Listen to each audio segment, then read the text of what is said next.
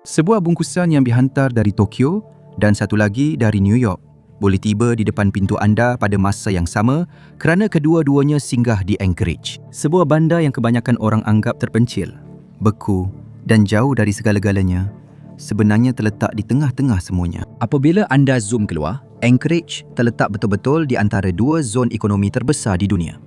Dan itu hanyalah permulaannya. Bandar ini secara senyap-senyap mempunyai pengaruh yang jauh lebih besar daripada yang dijangkakan. Dengan pengaruh yang kebanyakan bandar yang 10 kali lebih besar pun tidak mampu tandingi. Jadi, bagaimana sebuah tempat yang kelihatan terpencil seperti ini boleh menjadi begitu berkuasa? Sebagai permulaan, Anchorage ialah jantung Alaska. Lebih daripada 1/3 penduduk negeri ini tinggal di sana. Tumpuan itu memberikannya kawalan yang besar ke atas ekonomi, perjalanan dan infrastruktur negeri. Hampir sesiapa saja yang datang ke Alaska melalui tanah besar akan melalui Anchorage. Pada pandangan pertama, Anchorage terpisah daripada bandar-bandar berdekatan, tiada sandaran atau alternatif serantau. Tetapi hakikatnya, setiap sistem penting, penerbangan, kargo dan sambungan, semuanya tertumpu ke satu hub ini. Lapangan terbang antarabangsa Ted Stevens Anchorage mengendalikan berjuta-juta penumpang dan lebih 100,000 pendaratan setiap tahun.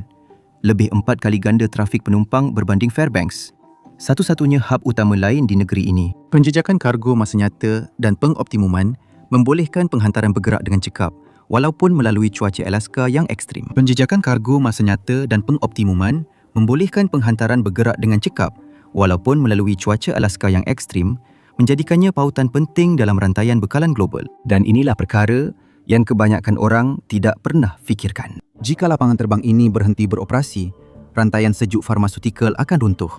Barisan alat ganti automotif terhenti di Detroit dan makanan laut segar tidak pernah sampai ke New York. Satu lapangan terbang, satu bandar, dan akibatnya sampai ke setiap benua yang berpenduduk. Tetapi di sinilah ia menjadi menarik. Ia adalah tempat laluan jarak jauh bersilang, di mana kargo diubah hala dan di mana para pengembara melalui tanpa sedar betapa pentingnya hentian ini. Dari Anchorage, 90% dunia maju boleh dicapai dalam masa 9,5 jam penerbangan, sesuatu yang tidak dapat didakwa oleh mana-mana lapangan terbang utama lain di dunia. Ini bermakna syarikat penerbangan dari Asia boleh memuatkan penghantaran yang lebih berat dengan kurang bahan api, berhenti di Anchorage untuk mengisi minyak dan meneruskan perjalanan ke Amerika Utara dengan muatan yang mereka tidak dapat bawa secara terus. Lapangan terbang ini merupakan lapangan terbang kargo kedua tersibuk di Amerika Syarikat dan keempat di dunia. FedEx, UPS dan Perkhidmatan Pos Amerika Syarikat mempunyai hub utama di sini. Alaska sangat penting kepada rangkaian mel dan bungkusan Amerika Syarikat sehingga ia mempunyai pengecualian khas persekutuan yang membenarkan kargo dipindahkan antara pesawat berbeza milik syarikat penerbangan asing yang sama tanpa pemeriksaan tambahan. Ia adalah keistimewaan yang tiada lapangan terbang di 48 negeri tanah besar Amerika mempunyai. Anda boleh anggap ini sebagai pencimatan masa yang kecil, tetapi sebenarnya ia memendekkan jadual penghantaran selama berjam-jam, mengurangkan kos operasi dan menjadikan Anchorage sebagai tarikan utama untuk logistik global. Seluruh Amerika Syarikat dan Kanada terletak di satu sisi. Sementara di seberang Pasifik, terdapat negara-negara gergasi seperti Jepun, China dan Korea Selatan. Laluan kargo dari Rusia boleh melintasi terus merentasi Arktik dan Pasifik, menjadikan Anchorage sebagai pusat pemeriksaan semula jadi untuk penghantaran berat yang bergerak antar benua. Dan kini, syarikat penerbangan penumpang mula mengambil perhatian. Mereka meminta fleksibiliti yang sama untuk penumpang. Satu langkah yang boleh mengubah Anchorage daripada hub kargo kepada pusat transit global yang sebenar. Kuasa Anchorage juga meliputi dari langit ke laut. Pelabuhan Alaska mengendalikan 95% petroleum bertapis negeri ini dan hampir 3/4 daripada semua kargo menghubungkan sumber penting ke lapangan terbang dan seterusnya. Setiap penghantaran yang melalui sini memastikan komuniti terus berjalan, perniagaan dibuka dan infrastruktur mendapat bekalan. Dan ia juga menguntungkan. Pelabuhan Alaska menjana pendapatan yang cukup untuk membiayai pengembangan dan penambahbaikan sendiri, malah membayar yuran kepada bandar yang membantu membiayai kerajaan tempatan. Tugas paling pentingnya ialah menghantar bahan api untuk pangkalan tentera yang besar dan lapangan terbang antarabangsa di bandar ini. Memastikan operasi berjalan tanpa mengira musim. Walaupun pada musim sejuk, apabila Nick Arm membeku, pelabuhan tetap beroperasi tanpa henti. Dalam beberapa tahun kebelakangan ini, pelabuhan telah mengendalikan lebih daripada 5 juta tan bahan api dan kargo. Dan dengan pertumbuhan penduduk serta industri di Alaska, Angka-angka itu dijangka akan terus meningkat. Menjaga bekalan makanan dan bahan api di Alaska adalah sangat penting kerana ia menghasilkan jauh lebih banyak daripada apa yang digunakan. Pada tahun 2024, KDNK Alaska adalah sedikit kurang daripada $70 bilion dengan minyak dan gas menjadi penyumbang utama. Minyak dari Prudhoe Bay bergerak melalui Anchorage dan aliran itu bukan sahaja untuk kegunaan tempatan, ia juga bersifat strategik kerana setiap tong yang bergerak ke selatan mengukuhkan kemandirian tenaga Amerika Syarikat, mengurangkan kebergantungan kepada minyak asing dan memberikan negara itu lebih kawalan ke atas bekalannya sendiri. Minyak yang ditujukan untuk pasaran antarabangsa biasanya dihantar ke kapal kargo yang menuju ke Pasifik. Barangan yang lebih kecil dan bernilai tinggi pula dihantar melalui udara menerusi lapangan terbang Ted Stevens. Secara keseluruhan, Alaska mengeksport sekitar $7.2 bilion dalam bentuk barangan setiap tahun, termasuk produk seperti makanan laut dan minyak mentah. Walaupun beberapa kapal dan penerbangannya lebih kecil berlepas dari lapangan terbang dan pelabuhan lain, Anchorage adalah satu-satunya lokasi pusat yang mampu mengendalikan operasi penghantaran berskala besar yang diperlukan oleh perniagaan ekspor Alaska yang sedang berkembang pesat. Ia berkemungkinan hanya akan mempercepatkan lonjakan orang yang datang ke bandar ini untuk mencari kerja yang sukar dan intensif tetapi stabil dalam industri utama negeri ini. Kebanyakan kawasan di Alaska terhenti pada musim sejuk. Anchorage tidak. Dengan suhu melebihi takat beku selama 7 hingga 8 bulan setahun, pelabuhan terus beroperasi, pangkalan terus berjalan dan lapangan terbang terus beroperasi. Dan apabila tempoh itu semakin panjang, kelebihan Anchorage berbanding bandar lain di negeri ini juga semakin besar. Dan apabila keadaan cuaca di sekitar perairan menjadi kurang ekstrim, penerbangan masuk dan keluar dari lapangan terbang menjadi lebih mudah. Tetapi Anchorage masih ada satu kelebihan lagi yang tersembunyi. Dan ketika kawasan lain bergelut, Anchorage mungkin masih dapat meraih manfaatnya. Rantau Arktik semakin terbuka. Suhu meningkat lebih cepat daripada purata global. Glasier sedang mencair dan laluan perkapalan mula muncul. Kawasan yang dahulunya dilitupi permafrost kini semakin terbuka kepada aktiviti bermusim. Dan sebabnya jelas untuk dilihat.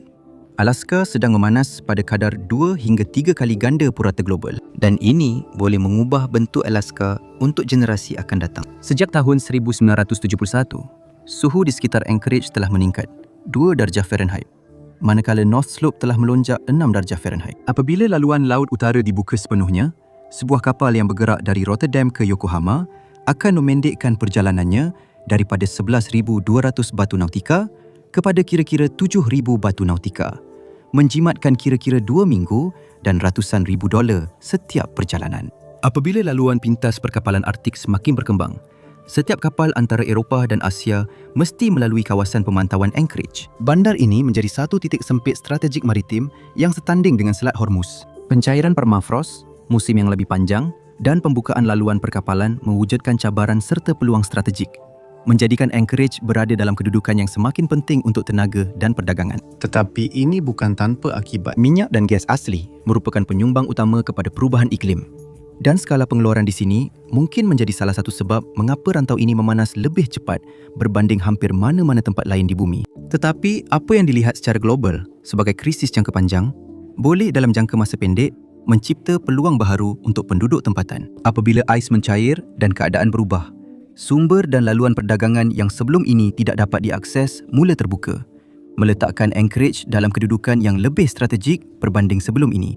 Tetapi ia boleh melakukan lebih daripada sekadar menyediakan peluang. Ia boleh mengubah wajah negeri ini. Pada masa ini, pertanian di Alaska sangat terhad. Musim penanaman adalah singkat. Musim sejuk pula panjang. Dan hanya tanaman yang paling tahan lasak sahaja yang boleh bertahan.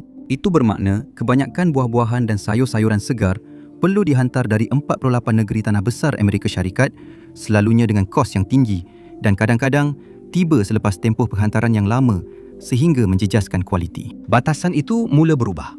Apabila suhu meningkat, tempoh untuk bertani mula memanjang. Apa yang dahulunya mustahil, kini perlahan-lahan menjadi mungkin. Musim penanaman yang lebih panjang, hasil yang lebih tinggi dan lebih banyak variasi. Pengeluaran buah-buahan di Alaska yang dahulunya hampir tidak wujud mungkin akan mula berkembang. Jika trend itu berterusan, negeri itu akhirnya boleh beralih daripada bergantung kepada import kepada menghasilkan cukup untuk menghantar sebahagian hasil tanamannya ke selatan, sekaligus mengubah kelemahan lama menjadi kelebihan ekonomi yang baharu. Dan dengan semua aktiviti ekonomi dan strategik ini bertumpu di sini, keselamatan bukan lagi satu pilihan. Ia menjadi sangat penting. Anchorage telah menjadi keutamaan ketenteraan sejak sebelum Alaska menjadi sebuah negeri dan sebabnya tidak pernah berubah. Jadi, tidak hairanlah segala kos yang diperlukan telah dikeluarkan untuk mempertahankannya. Pada tahun 1935, General Billy Mitchell, bapa kepada Tentera Udara Amerika Syarikat, berkata kepada Kongres, "Saya percaya bahawa pada masa hadapan, sesiapa yang menguasai Alaska akan menguasai dunia." Dan Anchorage adalah kubu ekonomi dan populasi Alaska. Untuk sampai ke sana dari lautan, kapal-kapal perlu berlayar melalui Cook Inlet, kemudian melalui Nick Arm yang lebih sempit. Di situlah terletaknya bandar itu. Dan betul-betul di sebelahnya ialah pangkalan bersama Elmendorf Richardson. Terpencil? Sudah tentu. Tetapi ia juga merupakan salah satu pangkalan tentera yang paling berkuasa di Amerika Syarikat. Di sinilah barisan pertahanan pertama Amerika Syarikat bertemu dengan ancaman dari Pasifik dan Arktik. Pangkalan bersama Elmendorf Richardson yang menempatkan lebih daripada 40,000 orang terletak di hujung bandar, mengesan ancaman berpotensi dari seluruh Pasifik dan Arktik sambil menjadi tuan rumah kepada penyelidikan penting mengenai ais, laluan perkapalan dan sumber tenaga. Sebaran peluru berpandu yang dilancarkan dari Rusia atau China ke arah benua ini akan dikesan di sini terlebih dahulu. Hampir semua operasi utama di Alaska, daripada Komando Alaska hingga pasukan serantau NORAD, berpusat di sekitar Anchorage, menumpukan pertahanan kritikal pada satu titik strategik. Tetapi itu bukan semuanya. Di bawah lingkaran Arktik, terdapat dianggarkan 13% minyak dunia yang belum ditemui dan 30% gas asli dunia yang belum ditemui. Dan salah satu pintu masuk yang paling penting ke kawasan itu melalui Anchorage.